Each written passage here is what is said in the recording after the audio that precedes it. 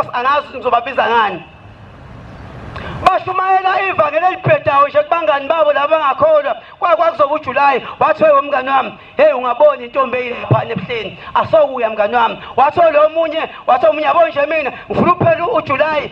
ngiqonye u5 wathi lo usho omncane u5 wena mina u10 engizovuka nawo mngani amasambeni ukhona uzowuvuka wasahlohleka ke lo wahamba uShembe waseveza uNkulunkulu bakhe bangabe sangena ethempeni bahlala kule genge ke ihlale ngaphandle kwethempeli lapha kodwa ekuqaleni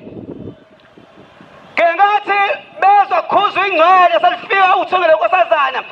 ngengathi lensizwa ifuna ukubuka ukuthi lengcwele ikhuzwayo ubani uShembe yasukuma inyawo ngengathi ithi yambheka uShembe yathola ukuthi lo muntu lona ugcwele umlilo umzimba wonke nalapha ahamba khona ugcwele umlilo akanyatheleki uyaqhopha uyakhazimula le ndoda le kunokube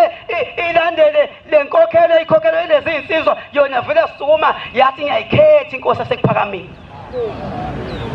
yona kunobe ithathe lento esholofethu yavele yakholwa eyiNazaretha langampela yakholwa yasiyabashiya laba kade bangena bangcwele sihlobo ezinhle Nkosini ngeke ngifise ukuthi masikhuluma ngoShembe ngazi ukuthi siyaqinisekisa nasebantwini abasafikayo nabasanda kuphenduka bazi ukuthi cha bafowethu lesimlandelayo ungqoka kaNkulunkulu emhlabeni nasezulwini kutheka mangabe kade kuphela inkonzo lapha enyokeni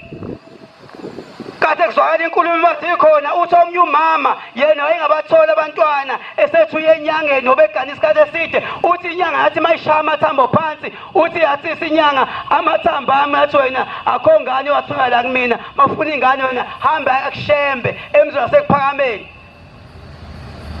ithi futhi uma ngabe usukhulelwe inyanga zisihlanu ubohambe ohlala khona ekuphakameni uyobathola abantwana uthi lo mama bantu abami njengoba kuthiwa uShembe asingambizi uNkulunkulu simbize ngoba mina nginezingane ezu8 ezanquma la eswini sami ngalo Shembe